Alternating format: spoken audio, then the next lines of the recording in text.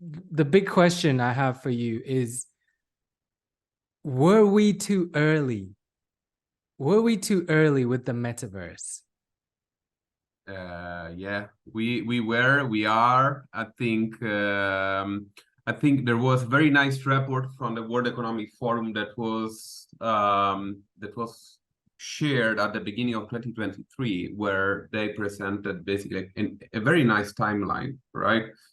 Where they were showing where we are and where we ideally will be in plus 10 years, right? So, and I think that was really reflecting my answer to this question, because looking at that, it's true. We were early. We were right on top of the hype at some point. Then we went down. Everybody was saying, the metaverse is dead. And then the AI topic jumped into our news feed, into our life, which is nice. And then looks like the metaverse is dead, and the AI is the only thing that exists. So but yeah, we are still early, because from my personal perspective, and this is an evolution of my thought that I made during the past 12 months, mostly.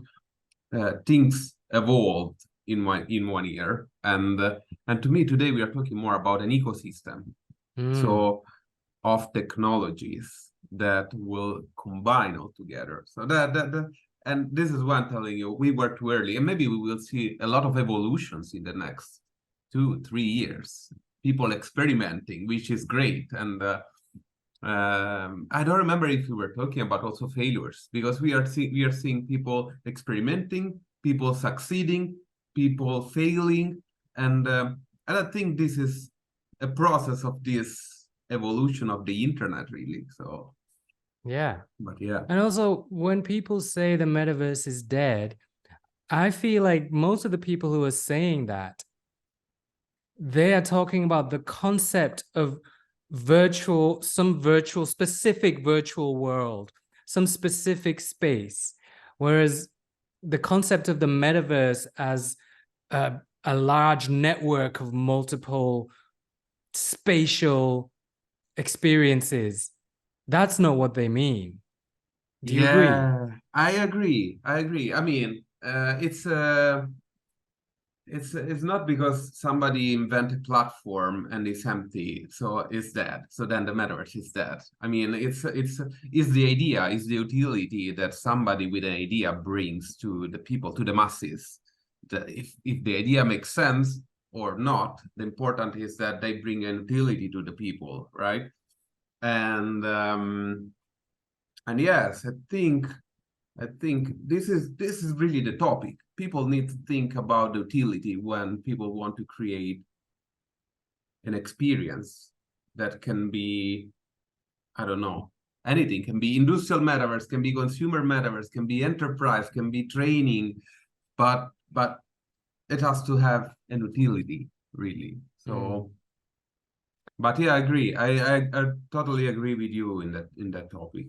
So talk about your daily work life a little bit. You work for Hexagon.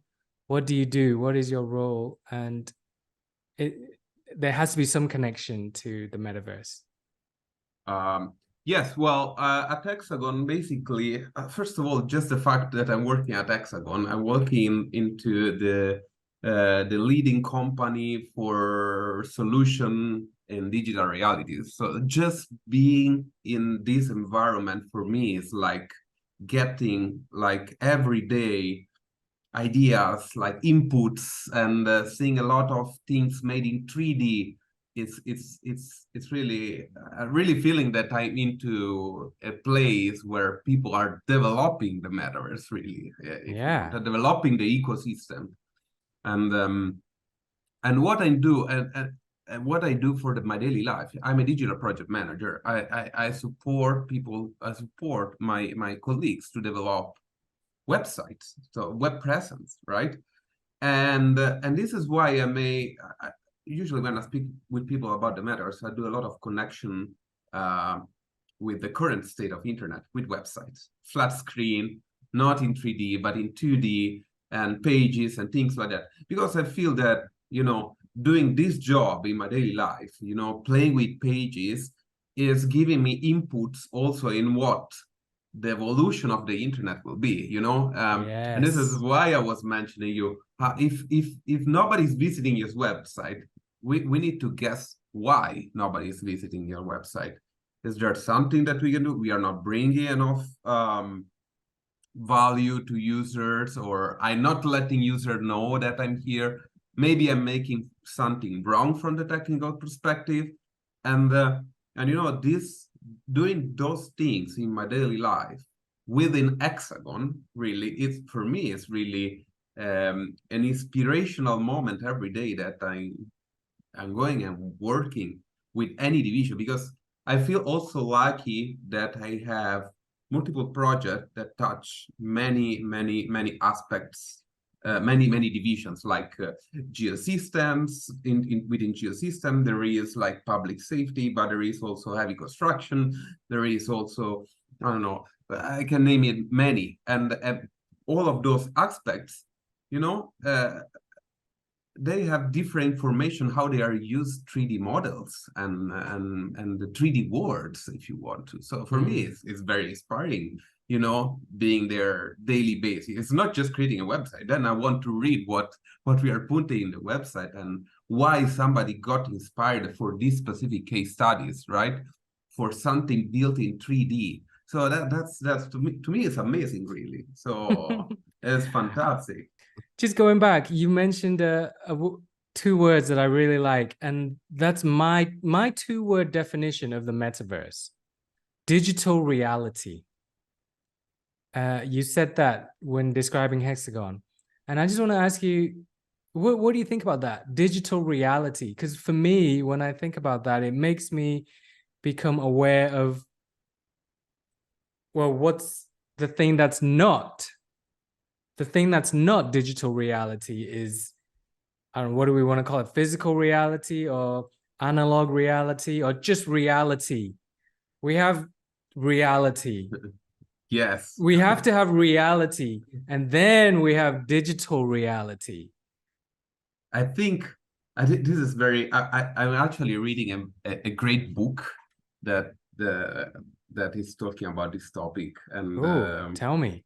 um and the lady, and the book is called Interconnected Realities. It's very nice, and this book is saying basically that a virtual reality is real, is reality, right? But because you feel it, right? And even and the physical reality is physical, is real. So virtual is, even if it's virtual, is real. So the digital, so you feel it, right? If you do something within an headset, for instance, or in augmented reality, you do something with some virtual objects, but that give you the feeling that they exist in a way, and that makes sense, right? It's not something that is, you're putting it there and they maybe are floating in the air and they you don't feel it, you see it. That it can be even just a picture or a video that is shown in VR, or that is shown in AR, but you know, it's an experience that you're doing, you know. So it's a virtual experience that is real. So So then you it's start virtual, but it's real. questioning, what is reality? Exactly. And this is what I like what he said. The reality, virtual or physical, is still the reality. We are talking about the reality, but they maybe are we are merging those two realities. Yes. So and that's the thing. So we are still talking about the reality. It's not something in our dreams. We are not imagining. We are living a virtual reality. We are living the physical reality. So it's the reality. So It's exciting. And that to me is what metaverse is. Because if you think about the word metaverse, what is it built on top of? The original word is universe, which is everything that we have, the universe.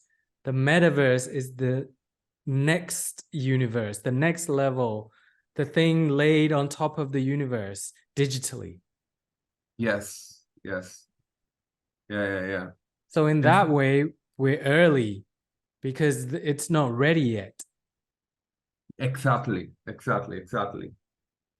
Yeah, and I agree. It's and sometimes something that is kind of weird. When we differentiate real world from virtual world, but the real world, I mean, even the virtual world is real. So we should name it the one that we call real world. We should name it physical world, and the one that is virtual is just virtual, but it's still real. So I would say real world is both virtual plus physical. So that's something that I think is important there. I just made that exact post on LinkedIn like 2 days ago. That exact thing I just said. That's great. I need to look at it. Yes. So, and I'm fully we're in agreement there. Okay, so all right, before we finish, tell me, what are you excited about right now? What are you excited about most? Because I see you're always discovering new things. You're always someplace exploring something. So what's currently exciting for Luca? For me, the most exciting thing is understand what makes the Gen Z most excited into those virtual worlds. Because we were telling you that in 10 plus years, we will see something more mature, right? And in 10 plus years, Gen Z will join the workforce. So they will start having money, they will start making business, they will have the power to probably to do things, right? Not just gaming, right? Yeah, they'll be influencing the world. Influencing the world more than now, right? And in 10 plus years, the technology probably will be more like mature.